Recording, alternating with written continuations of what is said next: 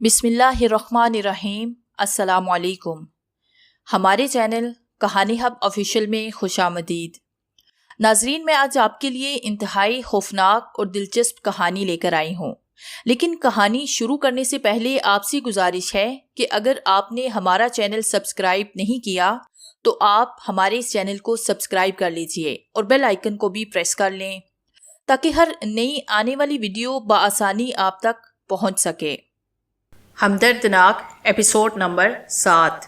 अब जुम्बल ने उस आलाइश पर कोई चीज मुतहरिक देखी और उसकी आंखें हैरत से फैल गई। रफ्ता रफ्ता एक के बाद दूसरी और दूसरी के बाद तीसरी मुतहरिक शय बाहर निकली और जुम्बल को एकदम याद आया कि ये तो इंसान हैं। ज़माने कदीम में बस्तियों और आबादियों में रहने वाले इन दूसरे इंसानों की तरह, लेकिन उनसे थोड़े से मुख्तलिफ। उनके जिस्मों पर रंगीन लिबास थे और वो चल फिर रहे थे। तादाद अच्छी खासी थी और वो इधर उधर का जायजा ले रहे थे। वो परिंदों के इर्द गिर्द फिर रहे थे। हर एक अपना अपना मशगला एहतियार किए हुए था कि कोई बुलंदी पर चढ़ गया था और दूर दूर तक जायजा ले रहा था, कोई कहीं और कोई कहीं। बहुत देर तक वो इस तरह खड़े रहे और फिर उन्होंने अजीबो गरीब रंगीन चीजें उस परिंदे के पेट से निकाली और उन्हें इस्तेमाल करने लगे। ये एक चौंपड़ी नुमा चीज थी जो रंगीन थी और बहुत खूबसूरत नजर आ रही थी। कुछ रेशमी लिबास में मलबूस खवातीन भी निकली, लेकिन हैरानी की बात यह थी कि इतनी मुख्तलिफ, इतनी खूबसूरत। जम्बल की तेज निगाहें उनका जायजा लेती रही और उनमें से किसी ने जम्बल को भी देख लिया।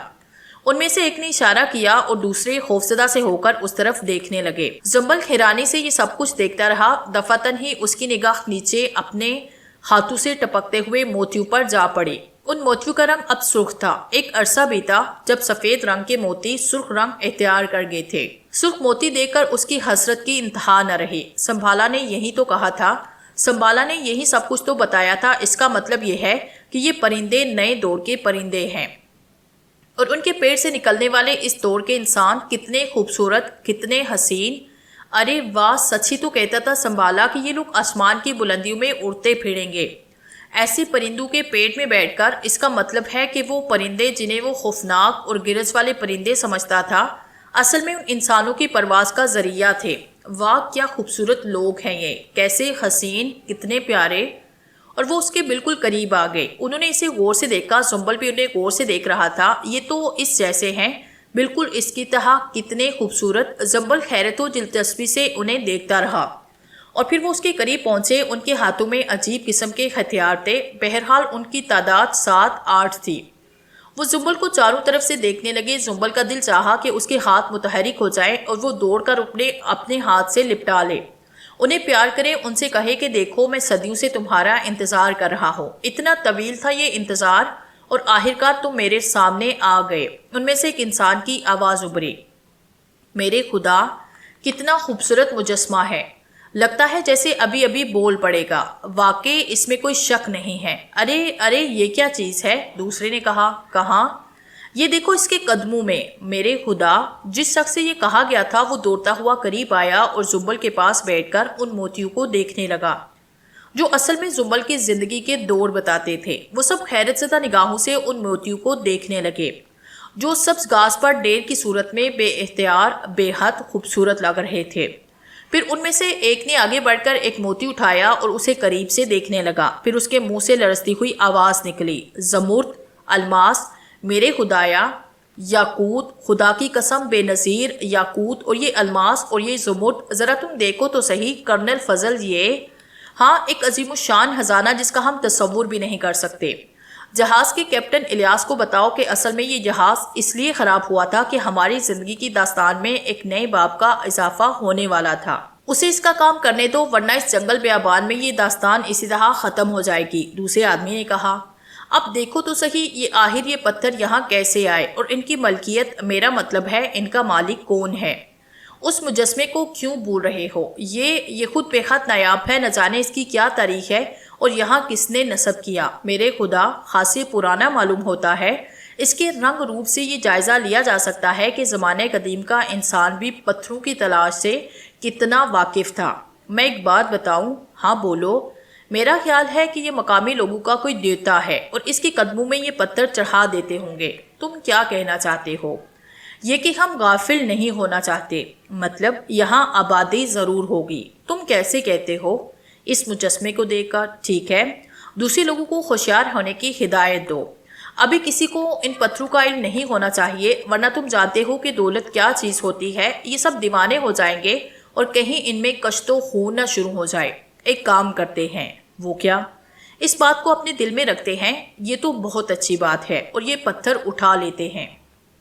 تم دیکھ لو جیسا تم مناسب سمجھو۔ وہ باتیں کر رہے تھے اور زنبل ان کی ہر حرکت کو دلچسپی سے دیکھ رہا تھا، ان کی باتیں سمجھ رہا تھا اور چاروں طرف پھیل گئے۔ زنبل دل ہی دل میں ہنس رہا تھا۔ اس کا دل چاہ رہا تھا کہ ان دونوں سے کہے کہ نئے دور کے لوگوں، یہاں کبھی پرسکون بستیاں آباد تھی، یہ جگہ بھی کبھی جنت بنی ہوئی تھی، لیکن اب یہاں کوئی نہیں۔ کس سے خوفزدہ ہو رہے ہو؟ یہ علاقے پرجلال لوگوں کا تھا، اور اب یہاں کوئی نہیں ہوتا۔ اب تو ایک ویران صحرا میں صرف میرا وجود ہے، اور میں نے تمہاری دنیا دیکھنے کے لیے نہ جانے کتنی صدیاں گزار دی ہیں۔ مجھ سے خوف نہ کھاؤ، میں تو تمہارا اپنا ہوں۔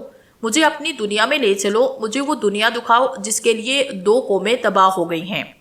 اس وقت زنبل یہ نہیں جانتا تھا کہ اصل واقعہ کیا ہوا ہے، یہ آخری پرندہ کہاں سے آیا ہے، اور اس کے اندر موجود لوگ کون ہیں۔ اسے تو اس بات کی خوشی تھی کہ نئی دنیا کے نئے انسانوں سے اس کی ملاقات۔ وقت گزرتا رہا، 2 دن 2 راتیں۔ تیسرے دن اچانک ہی اس آہنی پرندے نے بولنا شروع کیا۔ اس کی گراہٹیں ابھرنے لگی، اس کے اطراف میں موجود لوگ خوشی سے ناچنے لگے۔ ادھر صرف 2 افراد جن سے زنبل اچھی طرح آشنا ہو چکا تھا اور جنہیں مختلف ناموں سے یاد کیا جاتا تھا، فضل، احسان، صابر وغیرہ، وہ اکثر اس کے پاس آتے رہتے۔ پرندے کی آوازیں ابھرتی رہی اور وہ لوگ خوشی سے ناچتے رہے۔ پھر چند افراد جہاں پہنچ گئے، پھر بولے، اب بتاؤ کیا کیا جائے؟ ہم اس مجسمے کو یہاں سے لے چلیں گے اور اسے اپنے قومی عجائب گھر میں رکھیں گے۔ حکومت کو یہ عطیہ بہت پسند آئے گا، اور یہ قیمتی ہیرے۔ دیکھو، اب اس قدر دیانتداری کی بھی ضرورت نہیں، انہیں محفوظ کر لو اور ہم انہیں آپس میں تقسیم کر لیں گے۔ یہی مناسب ہے، انہوں نے فیصلہ کیا۔ آہنی پرندے کی گراہٹیں جاری رہی۔ وہ لوگ رات کی تاریکی میں پھر واپس آئے، اور اس بار انہوں نے زنبل کے ہاتھ سے ٹپکتے ہوئے موتیوں کو چمڑے کے تھیلے میں محفوظ کیا۔ زنبل مسکرا رہا تھا، اسے ان لوگوں کی ایک ایک ادا بلی لگ رہی تھی۔ وہ سمجھ رہا تھا کہ یہ موتی ان لوگوں کے لیے کس قدر اہمیت رکھتے ہیں۔ جب کبھی زمانے قدیم میں زنبل کی بستی اس سے زیادہ حسین موتیوں سے بھری پڑی تھی۔ گاس کے سمورتی فرش کو اگر کھرچ کر دیکھا جاتا تو یہاں کی مٹی میں سے ایسے بے شمار پتھر نکل سکتے تھے۔ کاش میں ان کے بارے میں بتا سکتا۔ وہ لوگ جتنی احتیاط سے یہ تمام موتی سمیٹ رہے تھے، انہیں بڑی حفاظت سے چمڑے کی تھیلی میں بند کر رہے تھے۔ زنبل وہ دیکھ رہا تھا۔ پھر انہوں نے وہ تھیلیاں احتیاط سے اپنے لباس میں چھپائی، اور اس کے بعد وہ خاموشی سے وہاں سے چل پڑے۔ دوسرے دن سورج کی روشنی میں زنبل کو وہاں سے اٹھایا گیا اور اس پرندے کے شکم میں محفوظ کر دیا گیا۔ زنبل کا دل اس جگہ آ کر خوشی سے اچھل رہا تھا۔ اب وہ اس اندیکھی دنیا میں جا رہا تھا جس کے بارے میں سنبھالا نے اسے کہانیاں سنائی تھی، اور یہ بات تو بالکل سچ تھی کہ سنبھالا بالکل سچا تھا۔ اس نے اسے جو کچھ بتایا وہ ایک ایک لفظ درست تھا۔ اس نے جنگل کے ماحول کو دیکھا تھا اور اس کے سینے سے آواز نکلی تھی، الوداع جنگل کے دوستوں، جھولتے درختوں، سوندھی سوندھی ہوا کے جھونکوں۔ ممکن ہے تمہارا دل مجھ سے جدا ہوتے ہوئے اداس ہو، لیکن یہ میری صدیوں کی محنت ہے۔ مجھے میری نئی زندگی کی دعائیں دینا۔ اور اسے ہوا کی سسکیاں سنائی دی تھی۔ درختوں نے روتے ہوئے اسے الوداع کہا تھا، اور پھر ایک گراہٹ کے ساتھ آہنی پرندہ متحرک ہو گیا، اور زنبل کو یوں لگا کہ جیسے وہ ہوا میں اڑ رہا ہو۔ یہی تو کہا تھا سنبھالا نے کتنا ہی سچ کہا تھا، کتنی سچی باتیں کی تھی اس نے۔ پھر وہ نئی دنیا کے حسین تصور سے سرشار ہو گیا، اور آخرکار وہ اس انوکھی دنیا میں پہنچ گیا۔ چاروں طرف انسانوں کا سمندر تھا، اونچی اونچی عمارتیں، سڑکوں پر دوڑنے والے آہنی گھوڑے، رنگین اور دلکش لباس، عجیب و غریب دنیا تھی، اور اس دنیا کو دیکھ کر اسے سنبھالا کا ایک ایک حرف یاد آ رہا تھا۔ نیا انسان فضاؤں میں پرواز کرے گا، اور بلا شبہ یہ دنیا جادو کی دنیا تھی۔ وہاں رہنے والے سب کے سب جادوگر تھے۔ ایک بہت بڑی عمارت میں اسے لے جایا گیا۔ زنبل اسے جھونپڑا ہی کہہ سکتا تھا، لیکن اتنا خوبصورت، اتنا بڑا کہ دیکھ کر یقین نہ آئے۔ یہ جھونپڑا گھاس پھوس سے نہیں بنا تھا، بلکہ یہ چکنے اور خوبصورت پتھروں سے تعمیر کیا گیا تھا، اور ان پتھروں میں کوئی راستہ نہیں تھا، اور یہ جھونپڑے آسمان سے باتیں کرتے معلوم ہو رہے تھے۔ وہ دل و جان سے سنبھالا کا شکر گزار تھا جس نے اسے اس دنیا کی سیر کرائی تھی۔ یہ دنیا جسے صرف خوابوں کی دنیا کہا جا سکتا تھا، اسے اس خوبصورت گھر میں لایا گیا۔ پھر ایک بہت ہی خوبصورت جگہ اسے کھڑا کر دیا گیا۔ اسے دیکھنے کے لیے بہت سے لوگ آنے لگے اور یہاں سنبل نے نئے دور کی نئی لڑکیاں دیکھی جو ان جادوگروں کی اولادیں تھیں۔ ایسی حسین، ایسی پیاری، ایسے خوبصورت نقوش، ان کے ہونٹ سرخ پتھروں سے بنے ہوئے تھے اور ان کی آنکھیں سنگ موسیٰ اور نیلم سے بنی ہوئی۔ جلملاتے ہوئے رنگین لباسوں میں وہ کس قدر پیاری لگتی تھی، اور ان میں سے جب کئی لڑکیوں نے سنبل کے جسم کو چھو کر دیکھا تو اسے بڑی شرم محسوس ہوئی، لیکن لڑکیوں کے جسموں سے اٹھنے والی مہک نے اسے مسرور کر دیا۔ اس کا دل چاہا کہ وہ ان کے سرخ پتھروں سے بنے ہوئے ہونٹ چوم لے، انہیں پیار کرے، مگر یہ سب کچھ اس کے بس میں نہیں تھا۔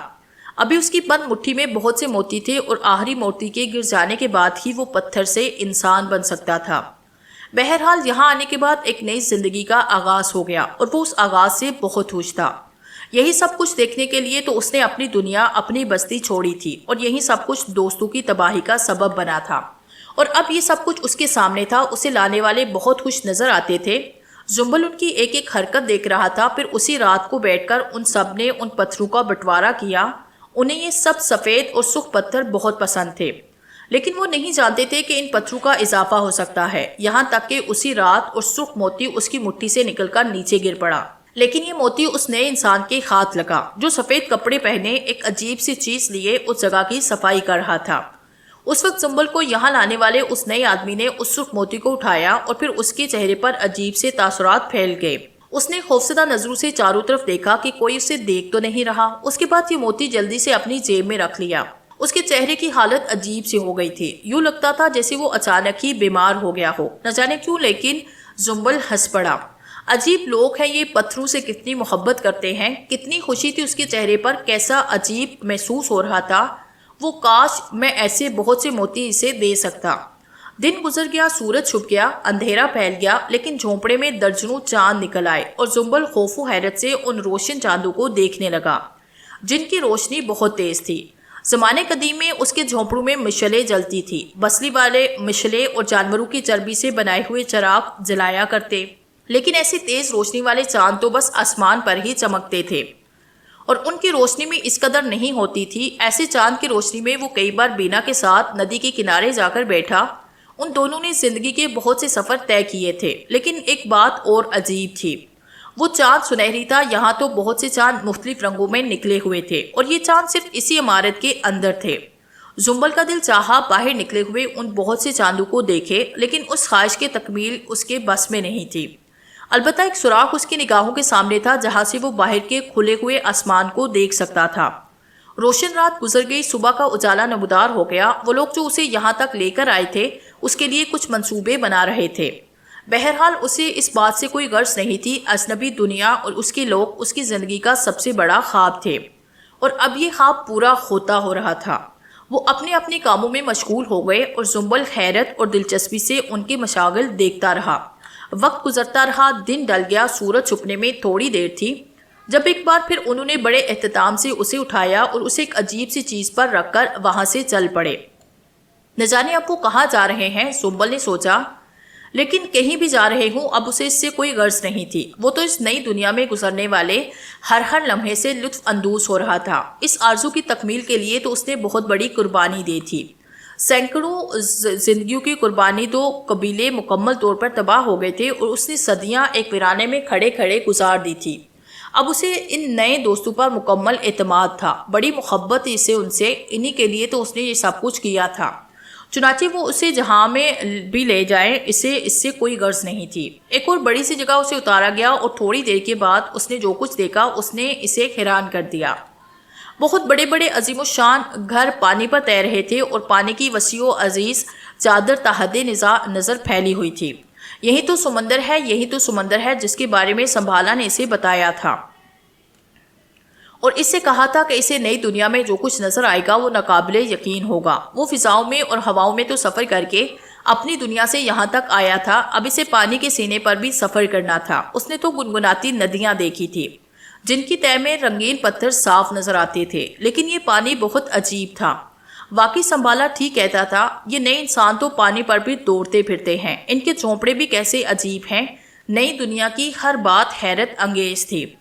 کاش میں جلدی سے انسان بن جاؤں، میرے ہاتھ کا آخری پتھر بھی ہاتھ سے گر جائے، میں ان سے دوستی کروں، انہیں اپنی داستان سناؤں اور پھر ان سے کہوں کہ مجھے اپنی دنیا اچھی طرح دکھاؤ۔ میں نے اس دنیا کو دیکھنے کے لیے صدیوں کی قربانی دی، صدیوں کی قربانی۔ پھر دوسری رات ایک موتی اس کے ہاتھ سے گرا اور لڑکتا ہوا نہ جانے کہاں سے کہاں چلا گیا۔ اس کا سفر جاری رہا، پھر کئی موتی جہاز کے مختلف کونوں میں لڑکتے رہے اور وہ ایک خوبصورت دنیا کے قریب پہنچ کر رک گیا۔ ان لوگوں نے بڑی احتیاط اور پیار سے اسے اتارا اور پھر اسے ایک اور عظیم الشان جھوپڑے میں لے جایا گیا۔ اسے لانے والوں کو یہ بات نہیں معلوم تھی کہ ہر رات ایک موتی اس کی مٹھی سے نکلتا ہے۔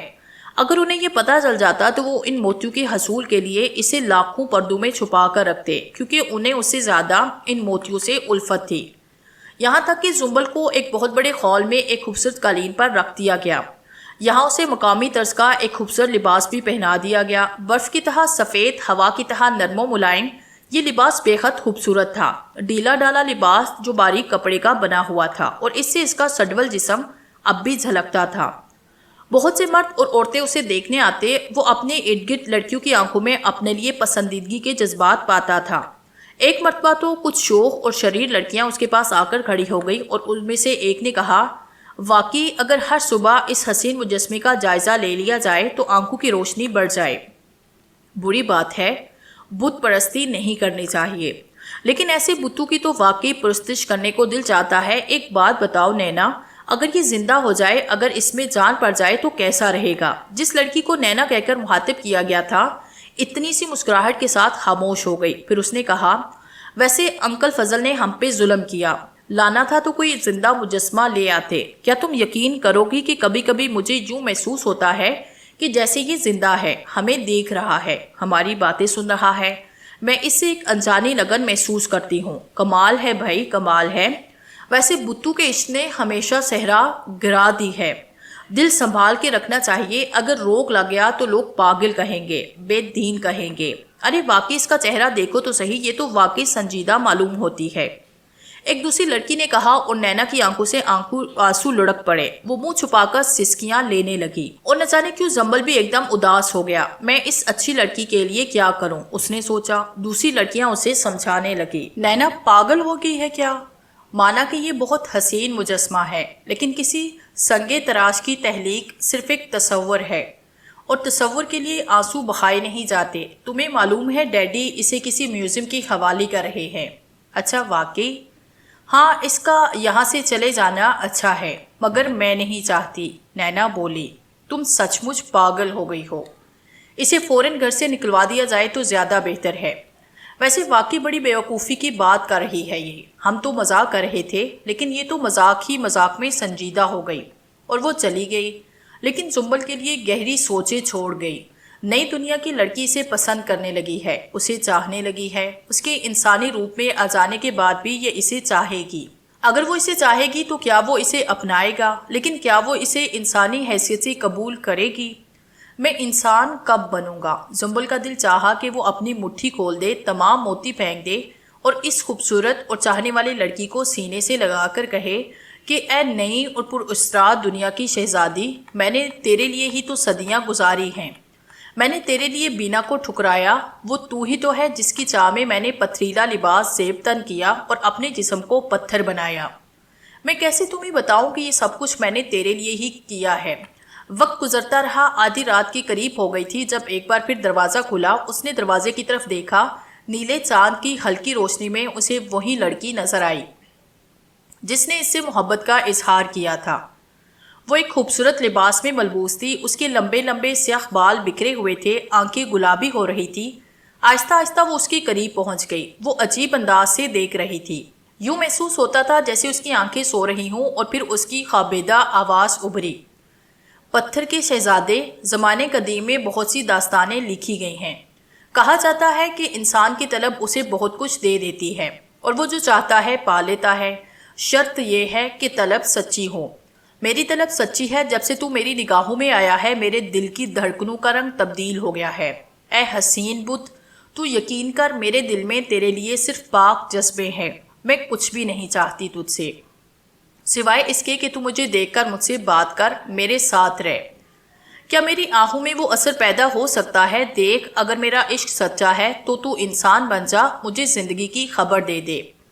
وہ بلکتی ہوئی اس کے قدموں میں بیٹھ گئی اور اسی وقت سنبل کی مٹھی آہستہ سے کھلی۔ سرخ رنگ کا ایک موتی لڑکی کی آغوش میں گرا تو وہ چونک پڑی۔ اس نے جگمگ کرتے گرتے ہوئے موتی کو دیکھا اور حیران نگاہوں سے چاروں طرف دیکھنے لگی۔ پھر اس کے منہ سے آواز نکلی، یہ کیا کیا ہے، کہاں سے آیا ہے؟ اس نے سنبل کی طرف دیکھا اور بولی، کیا یہ تو نے مجھے دیا ہے اپنی محبت کا تحفہ؟ مجھے بتا، کیا تو بھی میری محبت سے متاثر ہے؟ وہ کھڑی ہو گئی، اس نے سنبل کی گردن میں باہیں ڈالی اور سنبل خاموشی سے اسے دیکھتا رہا۔ اس کی آنکھوں میں رحم کے جذبات تھے، وہ اس لڑکی سے محبت سے بہت متاثر تھا۔ اس نے لرزتی ہوئی آواز میں کہا، اور سن انسان، کبھی کبھی اپنے وہم کے سہارے زندہ رہتا ہے۔ میں اس موتی کو تیری محبت کا جواب سمجھ رہی ہوں۔ وہ لوگ تجھے یہاں سے لے جا رہے ہیں، لیکن تو جہاں بھی جائے گا میں تجھ سے ملنے آؤں گی، روزانہ تیرے پاس پہنچوں گی میں، سمجھا؟ میں اس وقت تک تجھ سے محبت کرتی رہوں گی جب تک کہ تو میرے لیے انسان نہ بن جائے، اور میں جانتی ہوں کہ ایسا ہوگا۔ وہ بوجھل قدموں سے باہر نکل گئی اور سنبل نے سوچا کہ میں جس وقت انسان بنوں گا تو سب سے پہلے اس لڑکی سے ملوں گا۔ میں اس سے کہوں گا کہ اس کی محبت نے مجھے زندہ کیا، کس قدر خوش ہوگی وہ سوچتا رہا۔ سورج نکل آیا اور پھر تیز دھوپ پھیل گئی۔ اس کے بعد اس کی زندگی میں ایک نئے دور کا آغاز ہو گیا۔ ابھی تک اس کے دل میں ان لوگوں کے لیے کوئی بڑائی پیدا نہیں ہوئی تھی۔ وہ بے پناہ خوش تھا ان کے ساتھ، نیا ماحول، نئی زندگی، نئے لوگ، نیا انداز۔ اسے وہاں سے بھی اٹھا لیا گیا اور پھر اسے نئی جگہ دے دی گئی۔ جس جگہ وہ آیا تھا وہ بے حد خوبصورت تھی۔ چاروں طرف حسین گھاس لگی ہوئی تھی، نادر روزگار پھول کھلے ہوئے تھے۔ پتھر کے ایک پھول سے اس نے پانی ابلتے ہوئے دیکھا اور یہ ابلتا ہوا پانی اسے حیران کرنے لگا۔ ایک پھول سے پانی کیسے ابل رہا ہے؟ ان لوگوں نے شاید اس کی پسند معلوم ہو گئی، کیونکہ انہوں نے اسے اس پھول کے نزدیک ہی پتھر کی ایک سل پر رکھ دیا۔ بے شمار لوگوں نے تالیاں بجائی، اسے یہاں تک لانے والوں کو ہار پہنائے گئے اور وہ ان کا شکریہ ادا کرنے لگے۔ پھر اسی شام اس کے گرد بے شمار لوگ جمع ہو گئے، رنگ برنگے چہرے، رنگ برنگے لباس اس کے گرد منڈلانے لگے۔ ایک شخص ہاتھ میں لکڑی کا ہتھیار لیے اس کی حفاظت کر رہا تھا۔ یہ ایک بوڑھا شخص تھا، یہ چھوٹے بچوں کو اور دوسرے لوگوں کو اس کے قریب آنے سے روک رہا تھا۔ رات ہونے تک لوگ اسے دیکھنے آتے رہے۔ پھر چاند نکل آیا، اس کا محافظ اب بھی اس کے قریب موجود تھا۔ وہ پتھر کی سل کے قریب بیٹھا ہوا تھا۔ چاند اپنا سفر طے کرتا رہا، پھر اس نے دور سے کسی کو آتے دیکھا۔ وہ کوئی لڑکی تھی۔ آہستہ آہستہ وہ اس کے قریب آئی اور محافظ اٹھ کر کھڑا ہو گیا۔ حمیدہ؟ ہاں میں ہی ہوں۔ کیا بات ہے؟ بہت دیر ہو گئی، میں کب سے تیرا انتظار کر رہی تھی۔ میری ڈیوٹی بدل گئی ہے اور اب میں یہاں اس مجسمے کے قریب ڈیوٹی دے رہا ہوں۔ تیرا آدمی کہاں گیا؟ منحوس کو موت بھی نہیں آتی، ہر وقت کھو کرتا رہتا ہے اور جاگتا رہتا ہے۔ میری ماں تو اسے زہر دے دے اور میرے ساتھ شادی کر لے، پھر یہ چوری چھپے کی ملاقاتیں بند ہو جائیں گی، محافظ نے کہا اور سنبل چونک پڑا۔ ایک لمحے کے لیے اس کے دل میں ایک احساس جاگا، اس خوبصورت دنیا میں بھی ایسے بدنما دبے موجود ہیں۔ ان لوگوں کی باتیں سے وہ حقیقت کو سمجھ گیا تھا۔ عورت کہنے لگی، میں بھی یہی سوچتی ہوں، مگر اس کی لاش کہاں چھپائیں گے؟ اڑے یہیں گڑھا کھود کر گاڑ دیں گے اسے، مجھے ڈر لگتا ہے۔ بے وقوف، ڈرنے کی کیا بات ہے، میں جو تیرے ساتھ ہوں، پھر تو سوچ ہم دونوں کتنی اچھی زندگی گزاریں گے، عیش کریں گے، عیش۔ مجھے تو یہ سب کچھ ایک خواب لگتا ہے۔ ارے چھوڑ، میں زندہ ہوں تو خواب کی کیا ضرورت ہے؟ رحم بھی آتا ہے اس پر، اپنے شوہر پر۔ ہاں، زندگی کی ہر خوشی اس نے مجھے دے دی، میرے لیے دن رات کام کیا، بٹی پر 12 گھنٹے بیٹھ کر کام کرتا رہا۔ اب تو ہی سوچ، سینے پر آگ لگے گی تو بندے کو بی پی نہ ہوگا تو اور کیا ہوگا؟ ایک بات کہوں، کام کی چیز جب تک کام دے ٹھیک ہے، اور جب اس کا کام ختم ہو جائے تو اسے بھی ختم ہو جانا چاہیے۔ اب میں ہوں تیرے لیے اور بٹی کے سامنے نہیں بیٹھتا، کیا سمجھی؟ ہاں بات تو ٹھیک ہے، بس تو پھر جب ٹھیک ہے تو ٹھیک ہے۔ اور سنبل ایک دم وحشت زدہ ہو گیا۔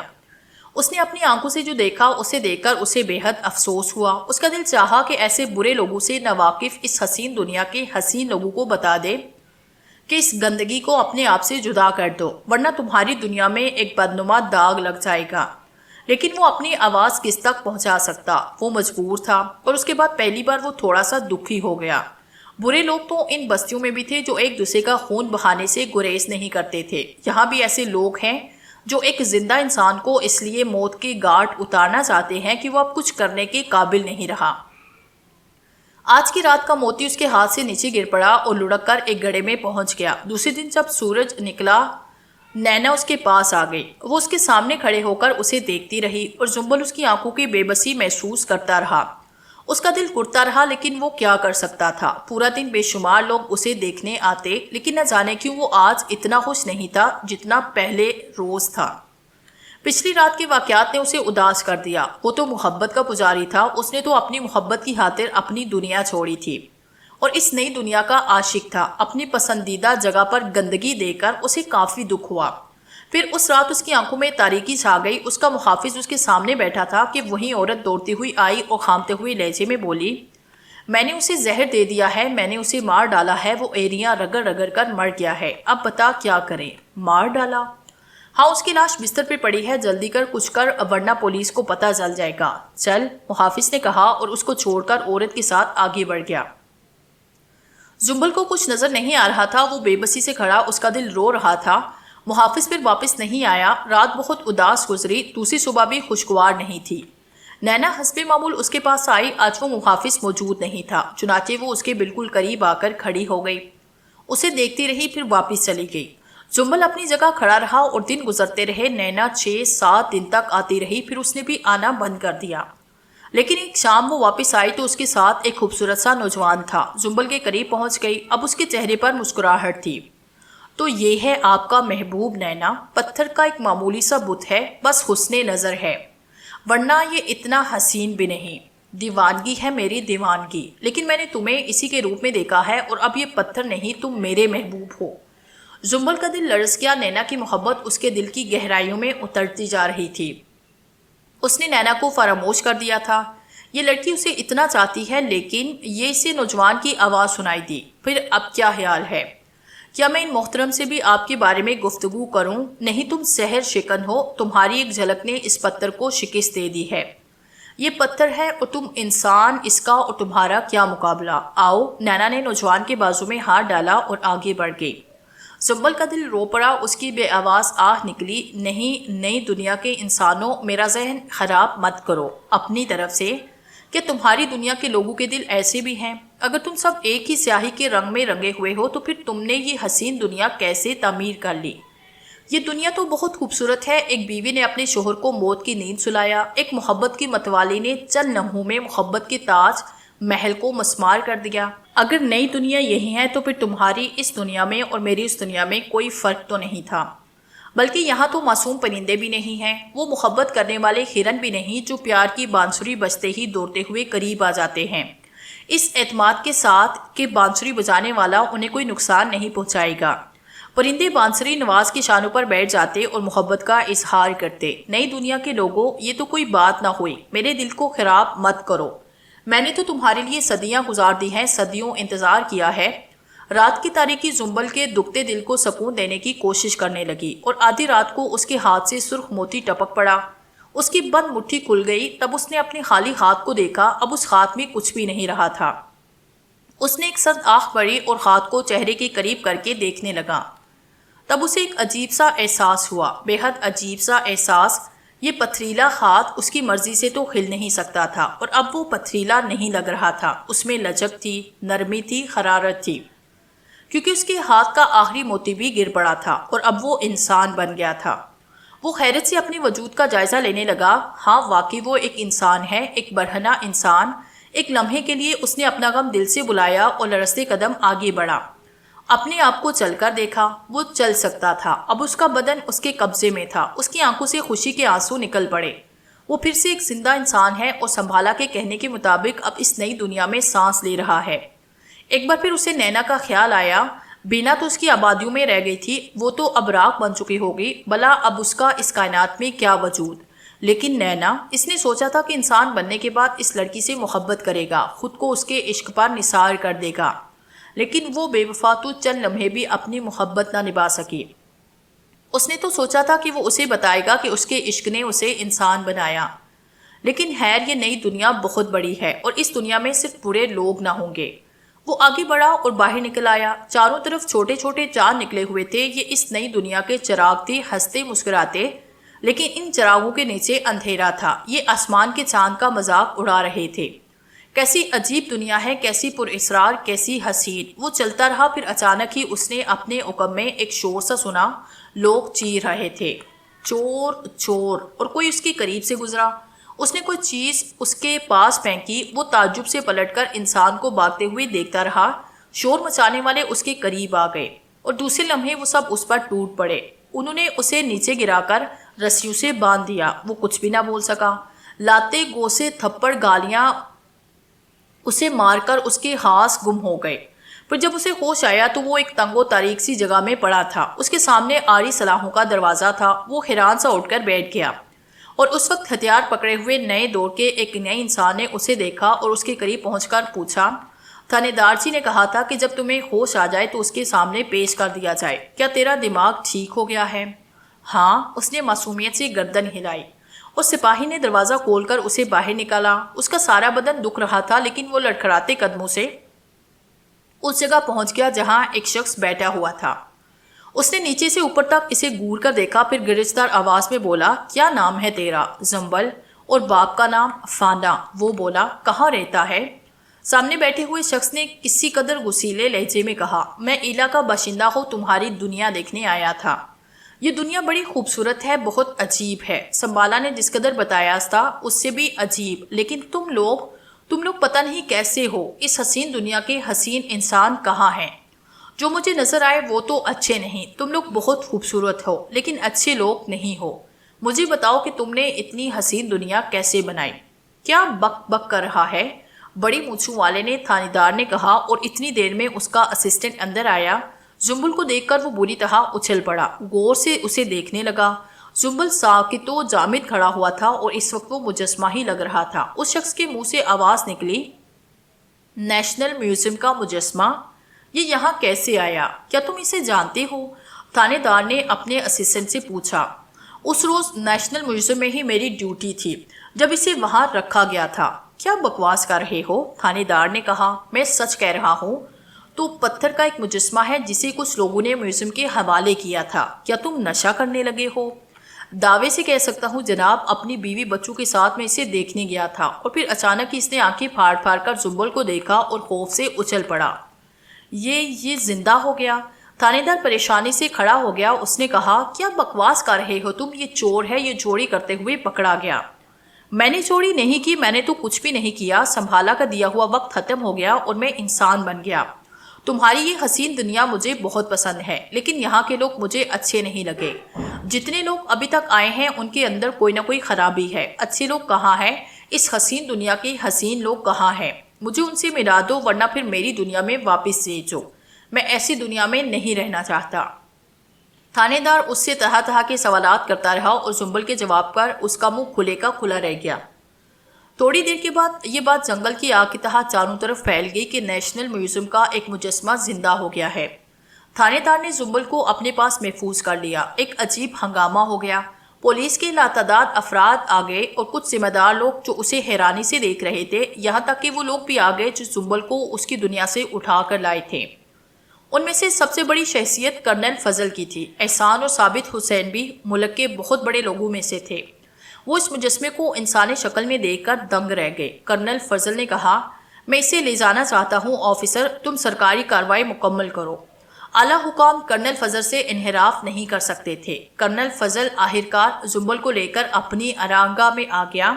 انسانوں کا زبردست ہجوم اسے دیکھنے آ رہا تھا۔ جب وہ پتھر کا تھا تو اسے کوئی فکر نہ ہوتی تھی، لیکن اب اس کے احساس انسانی احساسات تھے، چنانچہ وہ خاصی پریشان ہو گیا۔ لوگ اسے دیکھنے آتے، باقاعدہ پولیس کی مدد لے لی گئی، اخباری نمائندوں نے الگ گھیرا کر رکھا تھا اور زنبل سخت پریشان تھا۔ وہ بہت سے لوگوں کو اپنی کہانی سنا چکا تھا لیکن لوگ پھر بھی اس سے طرح طرح کے سوالات کرنے آ جاتے۔ سب سے بڑی بات یہ تھی کہ نینا اس کے آگے پیچھے گھوم رہی تھی۔ اس نے اس نوجوان کو بھی اپنی لغت سے نکال دیا، وہ اپنی تمام تر محبت اس پر لٹا دینا چاہتی تھی، لیکن زنبل کا دل اب اس کے لیے نہیں دھڑک رہا تھا، وہ اس کی حقیقت معلوم کر چکا تھا۔ موقع ملتے ہی نینا نے اس سے کہا، نئی دنیا میں آنے کے بعد تمہیں کیسا لگ رہا ہے؟ کیا تمہیں اس بات کا احساس نہیں کہ میری محبت نے تمہیں زندگی دی؟ زنبل نے کہا، نئی دنیا میں آنے کے بعد جب میں نے تمہیں دیکھا تو تم مجھے بڑی اچھی لگی تھی، تم اور وہ رات مجھے عرصے تک یاد رہے گی جب تم میرے پاس آئی تھی اور تم نے مجھ سے اظہار محبت کیا تھا۔ اس وقت میں نے خواہش ظاہر کی کہ کاش میں جلدی انسان بن جاؤں اور تمہاری محبت کے جواب میں تمہارے قدموں میں گر پڑوں، لیکن میں وہ صبح بھی نہیں بھولوں گا جب تم اپنے نئے محبوب کے ساتھ میرے پاس آئی تھی اور میرا مذاق اڑایا تھا۔ میں نے اس پہ لعنت بھیج دی ہے زنبل، میں تم سے محبت کرتی ہوں اور اگر اس نے میرے راستے میں آنے کی کوشش کی تو میں اسے جان سے مار دوں گی، اسی طرح جیسے اس عورت نے اپنے شوہر کو قتل کر دیا تھا۔ نہیں لڑکی نہیں، میں تو محبت کا متوالا ہوں، میں تو امن کا پجاری ہوں۔ خاک اور خون کی اس دنیا سے مجھے ہمیشہ سے نفرت تھی، جو میرے ماں باپ کی دنیا تھی، لیکن اب مجھے یہ احساس ہوتا ہے کہ وہاں تو پھر بھی کھل کر جنگیں کی جاتی تھی، لیکن یہاں ہر دل میں نفرت اور چالاکی ہے۔ نہیں، سنبھالا نے مجھے یہ نہیں بتایا تھا کہ یہ حسین دنیا اتنے برے لوگوں کی دنیا ہوگی۔ میں تمہارا نہیں ہو سکتا نینا، مجھے اپنی دنیا میں جانے دو، اس حسین دنیا میں تو میرا دم گھٹ جائے گا۔ ابھی تو چند ہی سانس لیے ہیں میں نے تمہاری اس دنیا کے چند بھی سانس مجھے راس نہ آئے۔ دیکھو میری بات سنو۔ نہیں نینا نہیں، میں تمہیں بتا چکا ہوں۔ نینا بہت ہی خوشامد کرتی رہی اس کی، لیکن وہ کیسے اس وجود کو قبول کر لیتا جس میں لمحے لمحے بدل جانے کی فطرت نظر آ رہی تھی۔ وہ اسے نہیں جان سکتی تھی۔ کرنل فضل نے اس سے تنہائی میں بات کی، وہ گہری نگاہوں سے اسے دیکھ رہا تھا تو اس نے کہا، اس نئی دنیا میں تمہیں زندگی کی مبارکباد دیتا ہوں زنبل، تمہاری کہانی نے پورے ملک کو دیوانہ کر دیا ہے۔ باہر کے ممالک سے تمہارے متعلق مجھے دعوتیں مل رہی ہے اور کہا جا رہا ہے کہ میں تمہیں لے کر دنیا کے مختلف ملکوں کی سیر کروں۔ میں تمہیں یہ ساری دنیا دکھاؤں گا، بہت کچھ دکھاؤں گا میں تمہیں، اور تم اس دنیا کو دیکھ کر یہ محسوس کرو گے کہ ایک بات بتاؤ۔ ہاں پوچھو۔ لیکن زنبل نے اس کے بعد اس سے کچھ نہ پوچھا، جو پوچھنا چاہتا تھا وہ بہتر نہیں تھا۔ پھر اس نے کہا، میں تمہاری کیا مدد کر سکتا ہوں اے شخص؟ تم نے اخباری نمائندوں کو بتایا تھا کہ اس شخص نے جس کا نام سنبھالا تھا تمہارے ہاتھ میں کوئی چیز دی تھی جس سے موتی گرتے تھے، اور اس بات کی تصدیق یوں ہو سکتی ہے کہ ہمیں سفید، سبز اور سرخ موتی تمہارے قدموں سے ملے تھے، مگر ہمیں یہ نہیں معلوم تھا کہ وہ تمہارے ہاتھ سے گرتے تھے۔ یہاں آنے کے بعد بھی تم کافی دن تک بت کی شکل میں رہے، اور اس دوران تمہارے ہاتھ سے جو موتی ٹپکے وہ کہاں گئے؟ کیا تمہیں ان موتیوں سے دلچسپی ہے؟ ہاں کیوں نہیں؟ تو سنو، میں تمہیں اس سے بھی زیادہ قیمتی موتی دوں گا، تمہیں اس سے خوبصورت پتھر دوں گا، مگر مجھے میری دنیا میں چھوڑ کر آؤ، وہاں جہاں سے تم مجھے لائے تھے۔ زنبل نے کہا، پہلے ان موتیوں کے بارے میں بتاؤ جو تمہارے ہاتھ سے گرے تھے۔ یہ سوال اب آپ کے لیے بیکار ہے کرنل صاحب، اب اپنی آدھی سے زیادہ زندگی گزار چکے ہیں، اب آپ کو دولت کی ہوس نہیں کرنی چاہیے۔ یہ آواز دروازے کی سمت سے آئی تھی۔ کرنل فضل نے چونک کر دیکھا، دروازے میں وہی نوجوان کھڑا ہوا تھا جسے زنبل نے نینا کے ساتھ دیکھا تھا۔ اس کے ہاتھ میں کوئی سیاسی چیز موجود تھی۔ زنبل اس سیاسی چیز کے بارے میں نہیں جانتا تھا، لیکن کرنل فضل کے چہرے پر تبدیلی پیدا ہوئی اور انہوں نے کہا، یہ کیا حرکت ہے؟ تم یہاں کیوں آ گئے اور اس انداز میں؟ خوش قسمتی سے اس کی کہانی مجھے پسند آئی۔ مجھے بھی ان موتیوں کی تلاش ہے جس کا بڑا حصہ آپ حاصل کر چکے ہیں۔ دفع ہو جاؤ یہاں سے، تم اتنے کمینے انسان ہو، مجھے یہ بات معلوم نہیں تھی۔ ہاں انکل، اس دنیا میں ہر شخص کمینہ ہے، دولت اور عورت کے حصول کے لیے سب کچھ جائز ہے۔ اب آپ اس آرزو کو دل میں لیے سکون کی نیند سو جائے کہ آپ وہ موتی حاصل کر سکیں گے۔ یہ دور اب ہمارا ہے اور ہمیں اس کے لیے موقع دیجیے، نوجوان نے کہا، اور اس کے ہاتھ میں دبی سیاہ سی چیز سے اس کی زبان باہر نکلی۔ زنبل نے حیران نگاہوں سے کرنل کے سینے سے ابلتے ہوئے خون کو دیکھا اور محسوس کرنے لگا کہ وہی کھیل ہو رہا ہے جو ایلا بستی اور دوسری بستی کے درمیان ہوا تھا، یعنی آگ اور خون کا کھیل۔ اس کے بعد اس نوجوان کے اشارے پر بہت سے اور نوجوان اندر گھسے جنہوں نے اپنے چہروں پر سیاہ کپڑے باندھے تھے۔ نوجوان نے انہیں اشارہ کیا اور بولا، اسے باندھ دو اور اس کے منہ پر کپڑا بھی ٹھونس دینا، اور پھر وہ زنبل کو اس طرح قابو میں کر باہر آئے، اور تھوڑی دیر کے بعد ایک اور خوبصورت جھونپڑے میں انہوں نے زنبل کو زنجیروں سے باندھ دیا۔ زنبل پریشان تھا، غمزدہ تھا، یہاں بندے بندے اسے کافی وقت گزرا۔ اس کے بعد وہی شیطان نوجوان اندر داخل ہوا۔ اس نے زنبل سے ان موتیوں کا پوچھا جو یہاں اس کے ہاتھ سے گرتے تھے۔ زنبل نے کہا کہ اسے کچھ نہیں معلوم کہ وہ موتی کہاں چلے گئے، اسے تو موتیوں سے دلچسپی نہیں۔ تب چمڑے کا ہنر زنبل کے جسم پر برسنے لگا، اس کے پورے بدن پر سرخ لکیریں پڑ گئی جس سے خون رس رہا تھا۔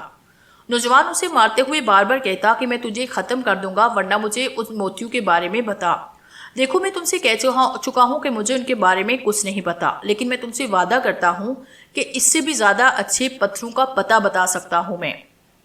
مجھے میری دنیا میں لے چلو، وہاں ایسے پتھر پانی میں بکھرے ہوئے ہوتے ہیں، وہ گھاس کے نیچے بے شمار تعداد میں موجود ہیں، ہواؤں نے انہیں کچی مٹی کے نیچے دبا دیا ہے۔ کون سی ہے تیری دنیا، کہاں ہے، مجھے اس کے بارے میں بتا۔ میری بستی کا نام ایلا تھا، اس کے قریب ہی دوسری بستیاں آباد تھی، بس اس کے علاوہ مجھے کچھ نہیں معلوم۔ اور اس کے اس جواب پر نوجوان دانت پیس کر اس کے پورے بدن پر کوڑے برسانے لگا۔ شائیں شائیں کی آواز کے ساتھ زنبل کے بدن پر سرخ لکیریں نمودار ہوتی رہی اور پھر اس کے حلق سے کراہیں بلند ہونے لگی۔ اسی وقت اس نوجوان کے ایک ساتھی نے کہا، ایک بات سنو، کرنل کے علاوہ احسان اور صابر بھی اس کے ساتھ تھے، انہیں ضرور معلوم ہوگا کہ یہ اسے کہاں سے لائے تھے۔ اس بات پر نوجوان رک گیا، پھر اس نے گردن ہلاتے ہوئے کہا، ہاں واقعی یہ تو یاد ہی نہیں رہا تھا، تم نے خوب یاد دلایا۔ آج ہی رات کو ان دونوں نے بوڑھے کتو سے اس کا پتہ معلوم کرنے کے لیے انہیں بھی ختم کر دیں گے۔ نوجوان نے خونخوار نگاہوں سے زنبل کو دیکھا، اس کے بعد ہاتھ سے کوڑا پھینک دیا۔ زنبل درد سے کڑاہتا رہا، اپنے درد سے نہیں بلکہ ان دو افراد کے درد سے اسے دکھتا کہ اب 2 زندگیاں اور ضائع ہو جائیں گی۔ کاش سنبھالا نے مجھے یہ بھی بتا دیا ہوتا کہ یہ دنیا بہت خوبصورت ہوگی، اس میں رہنے والے سمندر کی گہرائیوں میں، آسمان کی وسعتوں میں سفر کریں گے، یہاں بہت خوش ہوگا، لیکن اس دنیا کے لوگ بہت برے ہوں گے، بہت برے۔ کاش وہ مجھے اس نئی دنیا کی کہانیاں نہ سنایا کرتا۔